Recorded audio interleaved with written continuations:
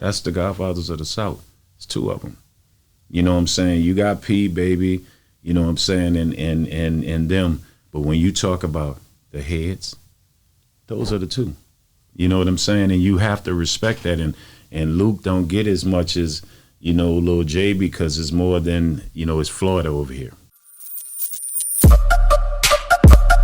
Yeah, we on Boss Talk 101. Yeah, we gonna talk. Loop back to, because I don't want the people to get mad at me. See, I'm learning a little bit now. Let's go back into the fact of Slim and Birdman and you know, and Baby. P. Yeah. Let's talk about it. You know what I mean? Because that's what I stopped you. Yeah, I mean, when you look at this, and people gonna get mad, and I like it. I don't care. You know, I like fighting, so you know it's all good. I like we get in the middle of the street with whomever. You know what I'm saying? But you put them three guys together, what they have accomplished. Look at the numbers. Forget the streaming era. You know what I'm saying? Because Baby, Cash Money, them, they done killed it in the streaming also, right? Go back to CDs, physical. You talking almost 200-300 million sales. You feel what I'm saying? We talking $400-500, damn near $1 billion made between three men from a small city. That's probably not even 5 miles wide, long, whatever, whatnot. And from the same area that's nothing but about 15-20 blocks deep, you know, square miles, right, uptown. They have sold arguably two labels, heads of two labels. You can combine the whole rap game. We're going to talk about CD sales, that era. Put them all together and they outsold them.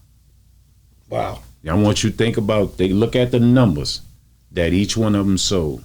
You feel what I'm saying? And then you go back to put the cities together and what they've sold. Those three men, that was over two labels, what they have done. And that's not even counting, just take away Young Money. We're not going to even talk about that. Just put Cash Money and No Limit. Those three men orchestrated, arguably, even though they were gifted the passion of independence from Lil J and Luke Skywalker. And people, and they're going to say, he keeps saying Luke Skywalker, go learn. Yeah, that's true. Because none of us could be doing this without him. That's another story, you know what I'm saying? Oh, we're going to get into it if you want to, because I really want people to really know it. I know Luke, you know, as far as the way he don't get his respect. No, but he definitely deserved it, because before everybody, you couldn't even curse the way he was cursing, and he paved the way for hip-hop to be able to speak the way they speak. And he stood on it, to the point of going to jail. To the point of going to jail. Went to court. Wow. Yeah, so Luke don't get it. I don't think he get his fair share as well, but I do know that he's definitely one of those guys, man, that he for the South, like I said, he's one that you can't deny him. But we do talk about Master P, we do talk about Birdman, and we do talk about Lil J. Yeah, but we a lot of times sometimes forget to say his name. But he's definitely one of those guys. You know how I address Luke and Lil J? Godfather. Real talk. I don't call Lil J, how you doing? If I say Godfather, what's happening? Or the Godfather, Luke, the Godfather. That's the Godfathers of the South. It's two of them.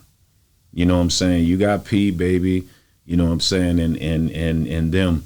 But when you talk about the heads, those are the two. You know what I'm saying? And you have to respect that. And Luke don't get as much as, you know, Lil J, because it's more than, you know, it's Florida over here. And Florida way over here. Where Texas, Louisiana is all right here. You feel what I'm saying? And then, you know, it was more or less like what came from Texas. Scarface. I don't have to say nothing. I just UGK and understand respect. Face. So when you think Face, who arguably that's your greatest of all time. That's my GOAT. Yeah. So, and where the GOAT came from? Rap-A-Lot. And who owns Rap-A-Lot? Lil J. So his name gonna always be where you pop. But then when you look at Florida, even though Luke opened the door for a lot of Florida artists, they themselves didn't say Luke's name. Think about how many Florida artists, you know what I'm saying, that really in a song said, you know what I'm saying, Luke opened that door for me. I don't know one. I really don't know too many outside of Ross. I've heard Ross say something, and it might be in interviews, but name anybody on the song. Because you got young ones now in these days that talk about, say, P and Baby name. In Texas, you had people like come to play with Lil J, rapper. For sure.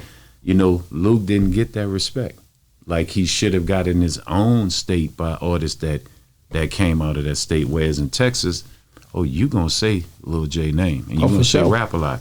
In Louisiana, whether you like New Orleans, you gonna say Baby and P, Cash Money, and other Southern people gonna say that. Yeah. When they should say both, you know. So, but yeah, and you got it. Like I said, man, it's so many.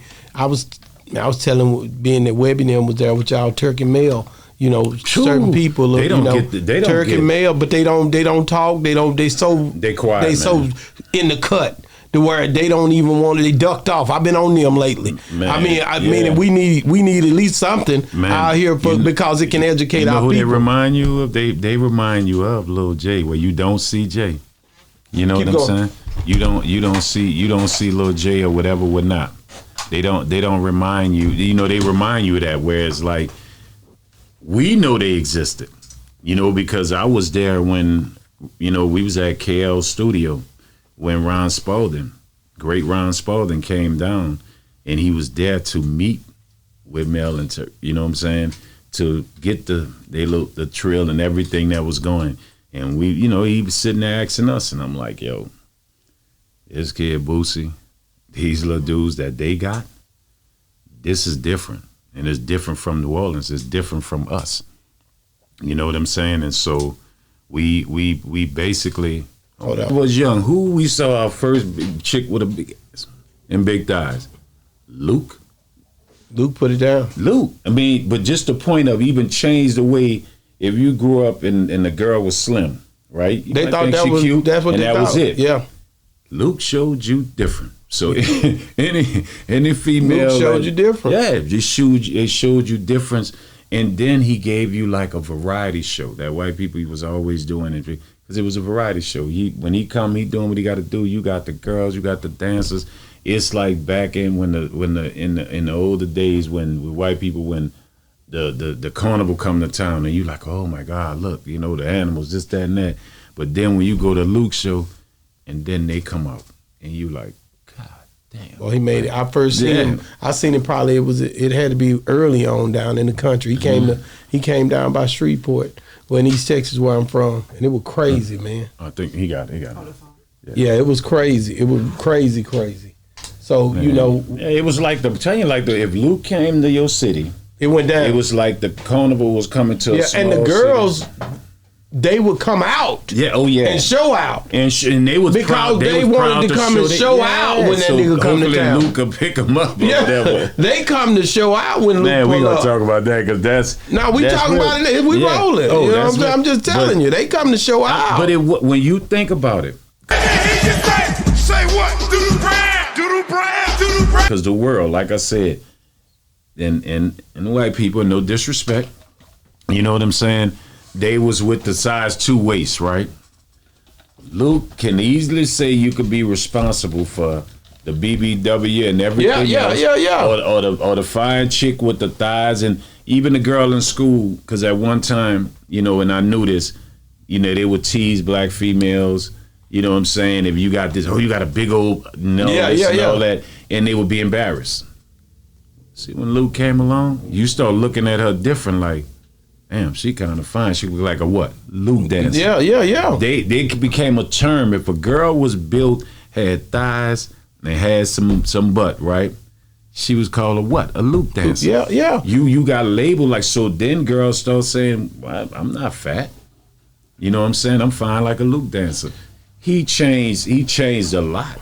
It was a wave of that stuff going on when you had a tag team and all them. You know what I'm saying? All them people was coming out. They birthed from Luke. Yep, my boy Uncle Head with Splack Pack and all them. Yeah, man. So that was a whole movement, he had man. A tree. Yeah, he has a tree. And to me, anybody do a song and they're talking about, thank you, Queen, and they talking about her thighs, her ass. You know what I'm saying? I don't know about the curse or whatever. No, they got that from Luke. They got that. Who you think started that? Yeah, Luke was doing that first. He changed, and it's crazy. And I don't think he know, and I hope he look at this. He don't know. He changed the way black men looked at black women. You know, it was all right. You're not fat, sweetie. No, you got some nice thighs. You got Luke Skywalker thighs. You got Luke Skywalker body.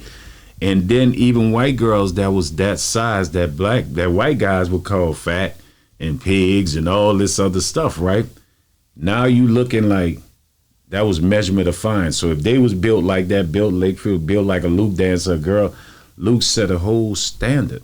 And then, like I said, it was like he came to town. It was like the carnival coming to some little small town in Kansas. You got to see the show.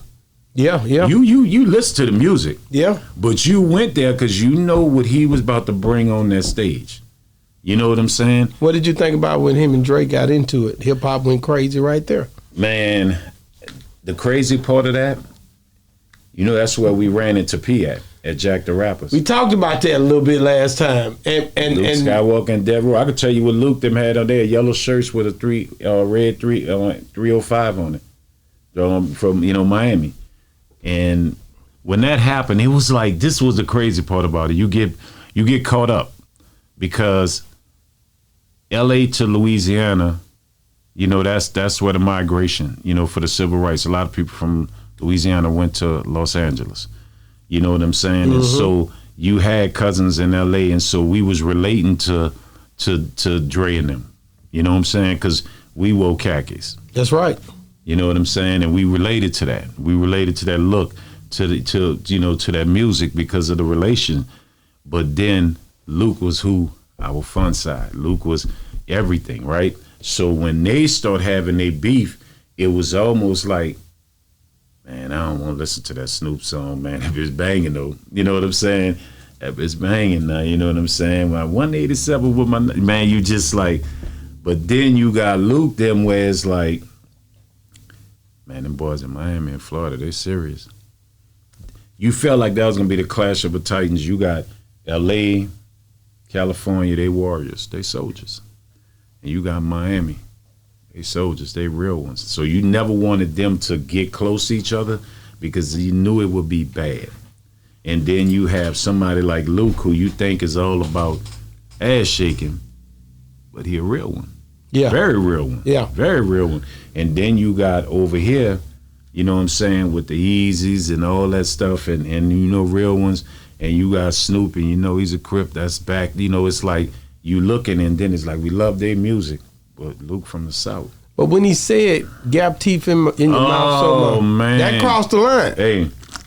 If it ain't another hoe that I got to get with, gap teeth in your mouth so my gaps got to fit. Some things you just don't say. Yeah, because that's when you start leaning more or less like, we from the South. That's the Godfather. It's like mob stuff. Yeah. Gotta roll with the family. So it was more or less like, you know, rock with y'all over there, but you didn't cross the line. You didn't cross the line. You playing with our Godfather.